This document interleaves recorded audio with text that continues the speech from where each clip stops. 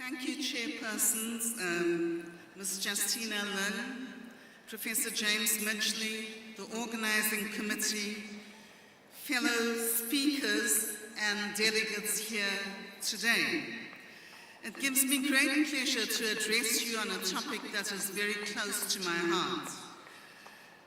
Economic, political, environmental, and epidemiological crises impose a disproportionate burden on Africa's poor. In the context of one of the most severe global economic recessions, increasing unemployment and retrenchments, as well as the lack of decent paid work opportunities, the importance of social protection measures is once again coming to the fore. There are significant shifts in thinking within Africa on how social policy and social protection is understood, on its links to sustainable economic development and its relevance as a comprehensive response to inequality, to poverty, and capability deprivations.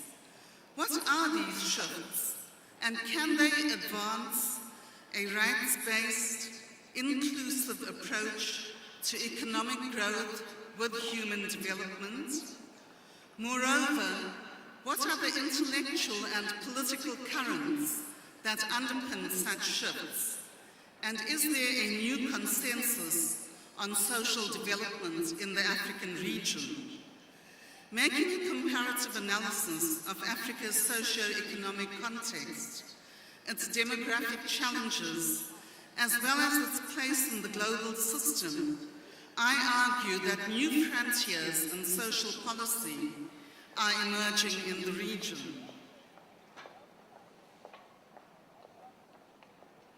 Comparative analysis of countries in Africa reveal a region with great diversity, complex issues, but with a landscape that is socially and politically fragmented.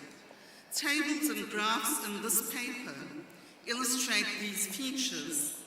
Take, for example, trends in poverty, unemployment, and inequality, and then overlay these chronic features with recent and recurring epidemiological and other disasters.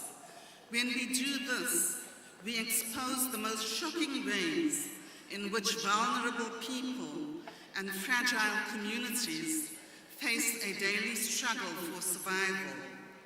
An overview of the trends in the region indicates both the scale and depth of poverty and the lack of decent waged work.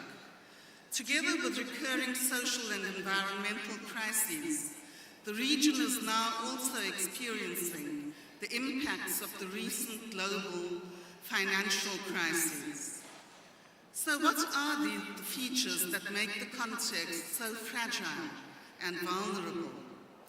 Africa's population, already at nearly 1 billion, and with a total fertility rate averaging around 5 in 2005, is estimated to be the highest of any region in the world.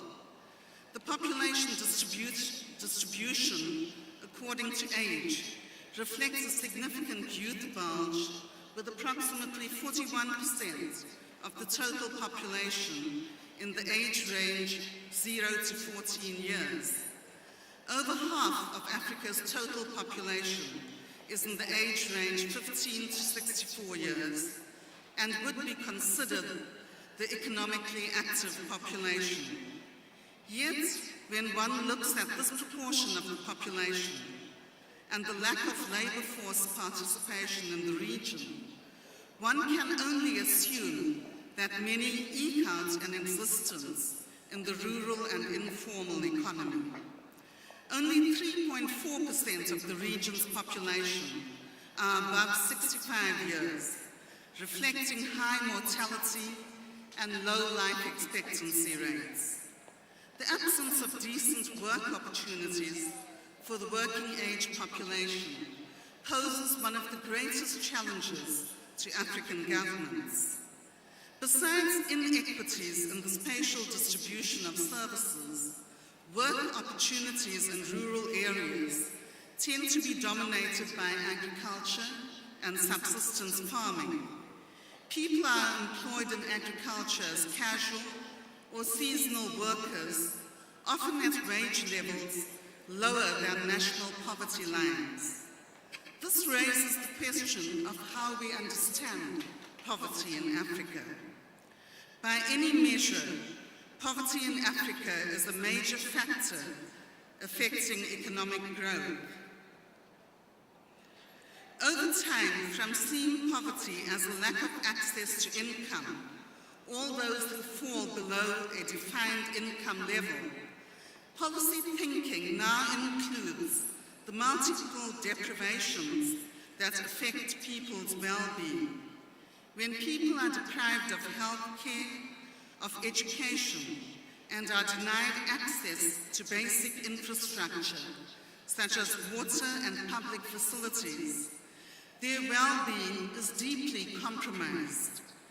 Age, gender, spatial, income, and work-related vulnerabilities, combined with other conditions, to leave households and communities in Africa in acute social and economic distress.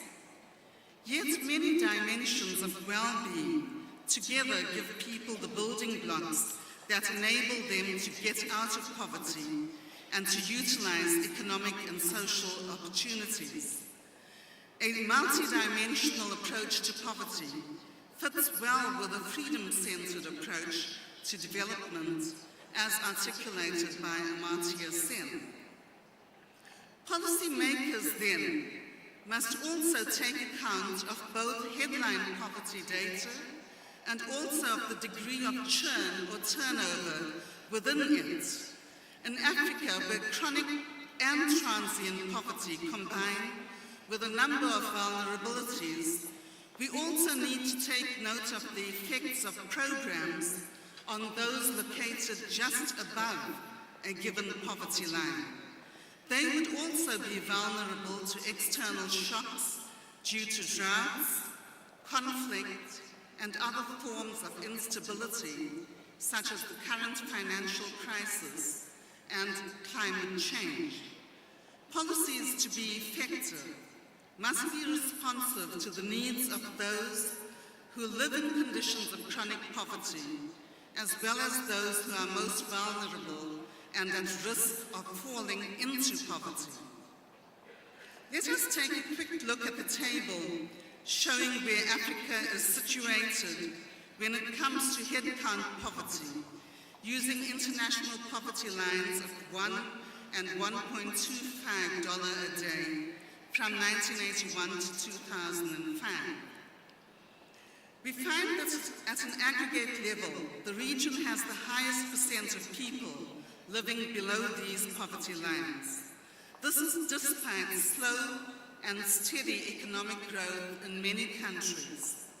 South Asia, starting from a similar level of headcount poverty, and East Asia and the Pacific, from a higher level, were able to make considerable improvements.